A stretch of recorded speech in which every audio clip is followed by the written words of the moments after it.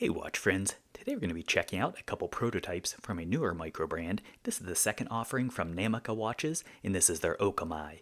This one's going to be launching on Kickstarter in early February of 2024. I don't have the exact date as of time of recording, but I'll drop a link down the video description and we'll update that information once it's available. These are going to debut at around $429, which as we'll look at, I think you get a decent amount for your money. As I mentioned, while these are prototypes, in case you saw that banner, they do intend to send me a production version, and I always want to be transparent about that. We'll set these aside and take them one at a time as we go through. Before we start diving into this, I do want to mention the glare. So in person, you actually really don't get a bad glare from this, and it does have AR coating as we'll look at. However, I intentionally am kind of leaning into the lighting for this because this is such a dynamic dial, particularly on this Neo Tokyo version, which is the purple, that I really want to make sure that it picks that full pop, and it's otherwise hard to do on camera.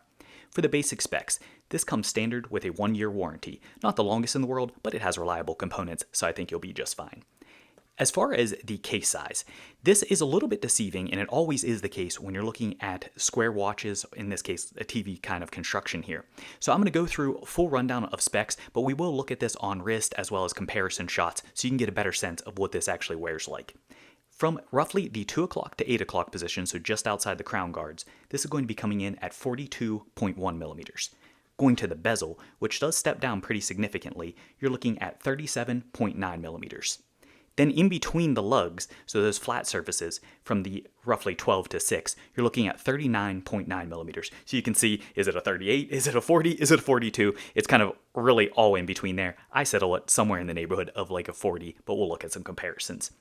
As far as the lug, this is going to be a standard strap change friendly 22 millimeters. The lug to lug is coming in at 46.9 millimeters, which that, as we'll see, is going to be very wrist versatile, so I think most people will be happy with that sizing. As far as the thickness, this is coming in at 11 millimeters, and that is including this flat sapphire crystal, which, as I already talked about at the outset, does have an inner air coating, and I think it does a plenty respectable job. Some of them are going to pick up, so certainly in the case of the Neo Tokyo, you need that light to hit the dial to get that full pop. With this one, you can tell it sometimes will lose a little bit of the stealthiness of this full blackout, but I think it works well, and it maintains decent legibility, but we'll come back to that.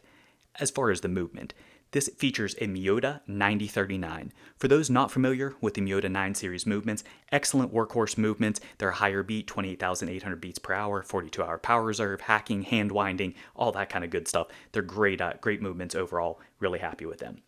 As far as the water resistance, this is coming with 100 meters or 10 atmospheres of water resistance.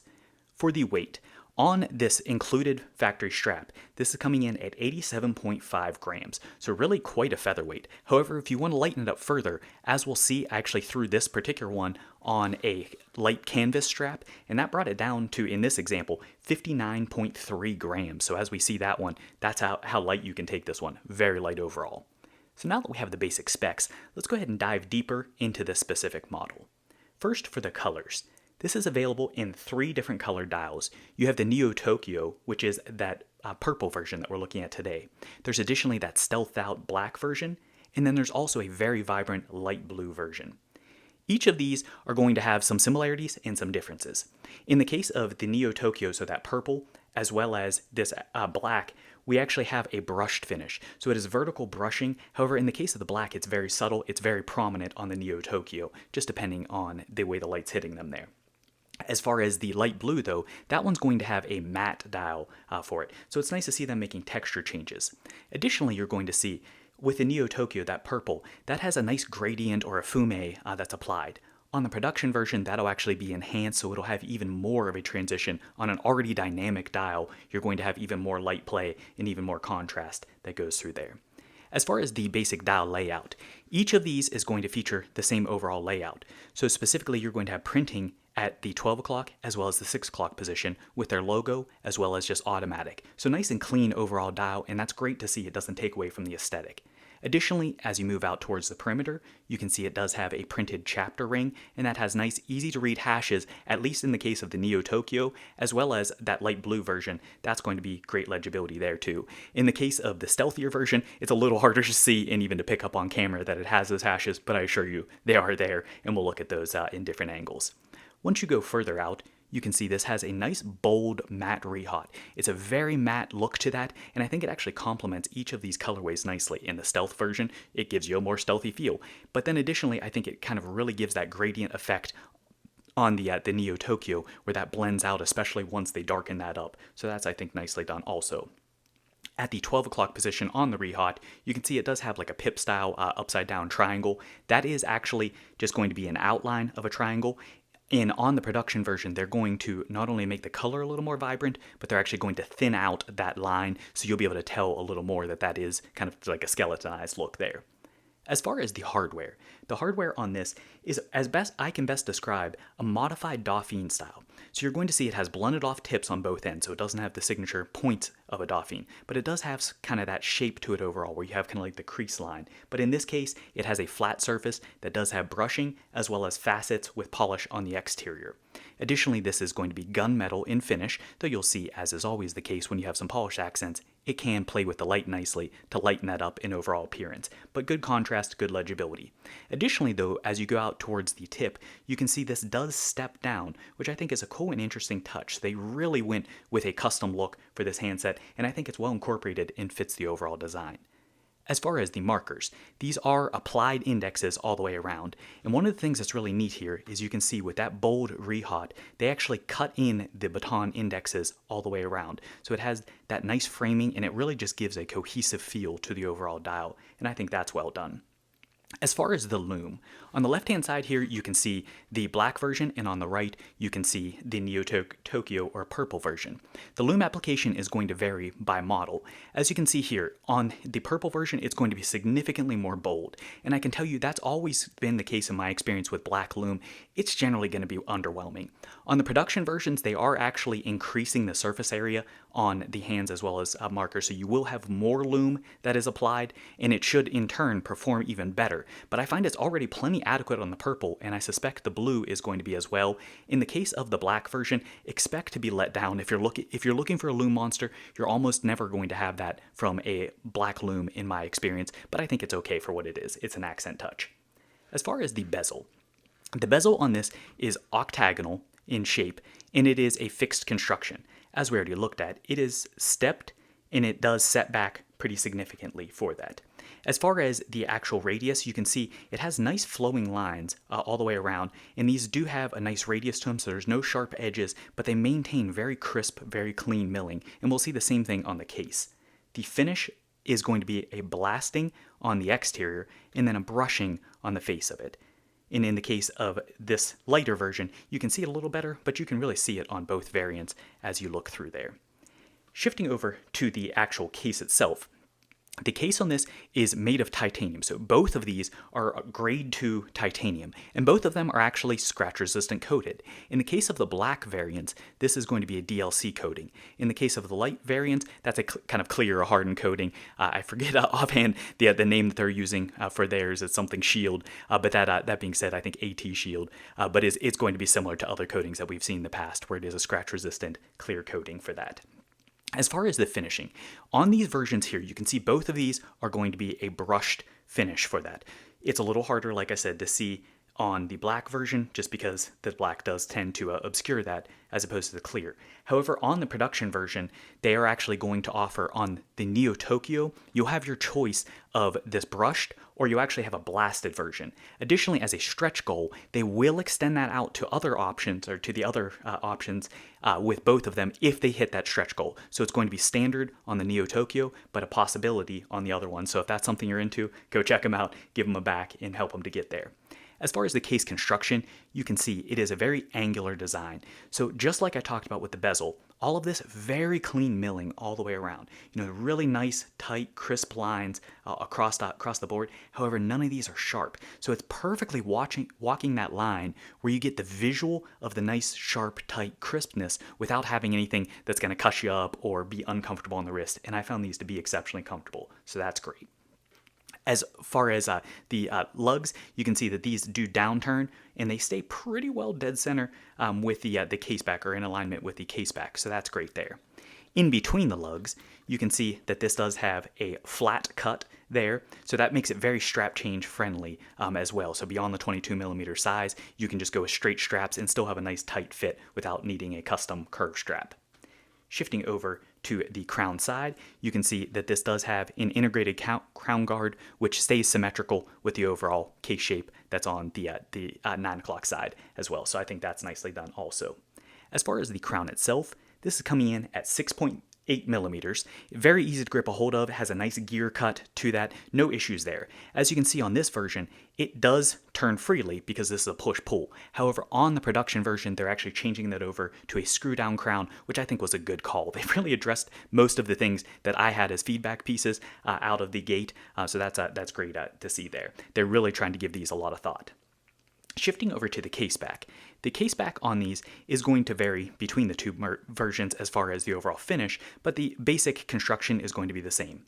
These are held in with screws, so not a screw-in construction, which again, in keeping with the overall case shape, they would have had to do like a center inlay and then possibly increase the thickness, so I think that was a good choice. This has the, I'm probably going to butcher the name, but it has a Bishamon pattern, which is a Japanese pattern that is laid into this. It is a nicely done pattern, though on the production version, they're actually going to make that a little bit larger for the pattern print. I kind of like it in the small fashion that it is now, so I'm not sure about that change. I'll have to wait until I see the production version. In the middle, though, you're going to have an exhibition window as well. One of the things that's cool here is with that little exhibition window, they actually did the printing. So instead of having text on the case back itself, they have printing with a Japanese symbol as well as the arrows. And then on the perimeter, you can see that this does feature text with the basic information you'd expect to see on the case back. Additionally, this does have a custom rotor. As you can see, the lip itself is that kind of like gold finish, just gives a little bit of embellishment, nothing too fanciful, and the Miyota 9 series are always decently decorated movements for the price point. Shifting over to the strap. As we already mentioned, this comes standard with this FKM rubber strap, so that's going to be your baseline choice. This is a tapered strap, so 22mm at the lugs, and actually has a step taper. So you're going to have an aggressive taper for that where it just steps down all at once as opposed to all the way down, and that's going to finish at 20mm for the taper. As far as the strap construction, this is a custom molded strap. It has air holes towards the actual case itself, so that helps for breathability, keep you from sweating. And additionally, on the underside, it does actually have a raised lip as well, so you get a lot of airflow there. Additionally, they have signed buckles for this, and it's of course going to match with the finishing. They're nicely constructed buckle. On the production version, they're going to shorten them up, and then additionally, they're going to increase the curve, both of which I think are nice changes. And then on the back, they do have quick release spring bars as well.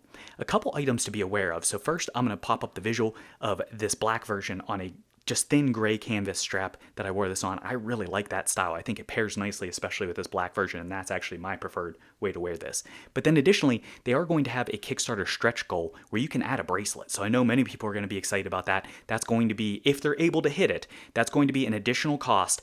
So I don't know the price for that. However, that will be an add-on item, and I'm hoping that they're able to unlock it because that would be a great addition, and that will be a titanium bracelet as well, and it will also have the same hardened coating, so either the DLC or their AT Shield coating for the clear version as well. So that would be excellent. All right, so now that we have all of that out of the way, hopefully have a better feel for the watch itself, but let's get a better sense as to what this wears like as far as sizing, and let's look at some comps. First, let's check this out. Next to one of the things that immediately comes to mind for me, this is a G-Shock. This is one of the 5000U, so one of these Square Series G-Shocks. And this, I think, really actually stacks up pretty darn nicely here. You can see this has a little bit of a tighter lug to lug, but overall kind of presence of that as far as wrist presence is going to be very similar to a G-Shock Square. So I know many of you will have experience with the G-Shocks, but that being said, I think you can expect to wear, and I'm a huge fan of the Squares, you can expect this to wear fairly similarly. Here's another rugged titanium watch. This is a 40mm, and you can see with the round dial, look at how different that looks as far as overall presence when you look at the round versus kind of squared off. So this is a 40mm RZE Resolute, and you can see also an angular design, titanium construction, hardened coating, all that kind of good stuff. But you can see it really gives a different visual and presence. This has, I feel, fairly close to the case presence, but it does seem smaller even in the case presence and much smaller dial presence. So is it a 40mm? I don't know. You be the judge there, depending on how you look at things. Here's another atypical design here. This is kind of like a tonneau, and this is the Dorenzo Aerolite that we recently looked at, the 02R, and this just gives you an idea. This is kind of like a 39mm sizing, but as you can see, kind of an oversized for that size range. Then here it is next to a somewhat more traditional round watch. So this is the Zelos Aurora. And this is the 38mm, so the smaller of the two versions. You get an idea here. And looking at another purple, look at that vibrancy. That gives you an idea as far as the color, that glitter versus kind of this deep fume gradient effect there for that. But this gives you an idea as far as the sizing between those two. And then finally, just bringing in a more traditional, so this is just a Citizen, this is a JDM specific one, but this is a 40mm watch, and that gives you an idea sizing-wise there too. So, visual-wise, this probably creates the perception that this watch is smaller than it is, and in some respects it is, but on wrist, as we saw, it is still pretty wrist-filling as well. A lot of that has to do with the case presence, so it's kind of like the Zelos Hammerhead that we've looked at in the past, in that it's a large case and smaller dial, and this is, though, owing to the overall shape, that TV shape, so it can be very deceiving for this as far as the sizing, but hopefully that gives you a better sense as to what to expect. So now that we have all that out of the way, let's go ahead and wrap things up with my personal view of the positives, some critiques, as well as the summary. First, for the positives. I always appreciate an original style watch, and one of the things I love about these, they're kind of a throwback to the TV construction 70s, 80s, etc. But that being said, they have obviously very kind of, I hate to use it again, but the retro-futuristic kind of feel and vibe to them. They're very kind of Japanese, neo-Japanese, as far as just the overall finishing, the embellishment, especially this Neo-Tokyo, and little design elements and accents, and I love the meshing of all of it. I think it works very well. Obviously, tastes are going to vary, but that's my personal view. As far as the Neo Tokyo, this dial is, it's absolutely gorgeous. The dynamic nature of this, hopefully the video footage that I've shown throughout has done at least a little bit of justice, but this goes from an almost completely black and kind of sterile dial to getting a really vibrant, almost like fuchsia color, to getting a deeper set as far as the purple, and it really almost looks like a kind of vignetting effect there, not just with the fume, but the way that the light actually plays with that. So that's extremely cool there as well. The finishing, as we've looked at, whether you're talking the milling or anything else, especially for being prototype, the finishing's pretty excellent. There's really nothing I can complain about. I looked for areas to nitpick. All the finishing, all the lines are tight. The brushing is cleanly done. I couldn't really find any particular flaws as I looked through here. And again, this is just with prototype, so if the production delivers, I think you'll be more than satisfied. In the sizing, we've talked about this a fair amount as we've gone through the video. I think the sizing is very versatile. This is on my 6.5-inch wrist. I think you could go a little smaller than my wrist and still be fine, but I think for larger wristed folks, I think you're going to be fine with it as well. So ultimately, I think most common wrist sizes are going to be comfortable with this, depending of course on individual preference, but I wouldn't go too much from the specs, really go more from the visual as to how this seems to you, as to whether it seems like it'd be one that you would enjoy wearing or not. As far as some of the critiques, though, there really isn't a whole lot that I have to offer here. As on this particular version, this is the blacked out look. I will say, as is always going to be the case with this blacked out look, the legibility does suffer. You have fine legibility, but it is one of those ones with having the black lume on the black dial. All of the pieces, with the exception of the second tip there, are going to be blacked out. And accordingly, as you'd expect, there's not a lot of contrast there. And accordingly, you're not going to have that much legibility. I don't think it's bad at all, and I think it works, and it is achieving the look that it's supposed to, but it's something I do want to mention. Additionally, this one, especially when you're trying to pick up on Pics, you can see that this does kind of pick you. There's getting real pronounced glare, but that's the absolute worst condition you could give it. But as far as like normal glare, you can see it does just fine, but it does kind of wash out where it gets a little more of like the charcoal as opposed to like a deep black. So it depends on the angle you're looking at, but I found it to be a fun and dynamic dial overall. As far as the strap, while it is well done and molded, and I like to see the custom strap, it is a bit thick for my preference. I think it fits the lugs extremely well. As you can see here, it kind of tapers right into that edge. So I think that's nicely done. But despite the fact that this is a very pliable strap, I wouldn't have minded to see, because it does lose some of that pliability with the thickness. So even though it's undercut here, it does just wear a little bit tight there, or a little bit stiff there, I should say. But overall comfort, I haven't found it to suffer there. So I wouldn't mind if they thinned it out in some form or fashion, whether it's the center part to keep that with the lug alignment or not. But I wouldn't mind this just getting a little more pliability. And then as far as the overall design, the TV case in and of itself, I realize there's a lot of people who aren't going to necessarily care for the style, and especially kind of the meshing of the styles for this. It's not really a vintage, but it's kind of a vintage case.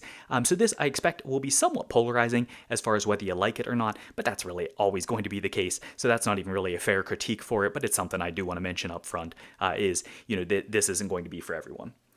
As far as the overall summary, in case you can't tell through this video, I've been impressed. I liked the initial offering that they had with their first launch, and I think it has carried over, and I think they've actually answered back, and I personally like this even better, especially with seeing that Neo Tokyo make a comeback. I love the fact that they offer you the two different finishes as far as the actual coloration to the DLC or the clear, but then additionally, bring in the brushed or the blasted, and actually to bring back in that resolute. Here's what that would look like as far as a blasted. This is more of like a blasted finish, just to give you an idea, next to the resolute there versus the brushing. But overall, I think that they've done an excellent job with this. I love the fact that this wears so similarly to the G-Shock Squares. That's a watch that I've been a big fan of, but now having it in a mechanical, with a nice reliable mechanical movement, with a dynamic and fun dial, and then getting to a more traditional analog function for it, I think is pretty awesome. So across the board, this is definitely one that I'm excited to add to my collection. I hope this has been helpful. I know this video has been a little long, but there was a lot to cover there. So I hope this has helped to give you an idea as to whether it's one for you or not. I look forward to you dropping a comment. Let me know what you think. Do you like the style? Which color is your favorite? All that kind of good stuff. And as always, give that like button a tap. And if you haven't already done so, tap the subscribe button. Thanks for watching.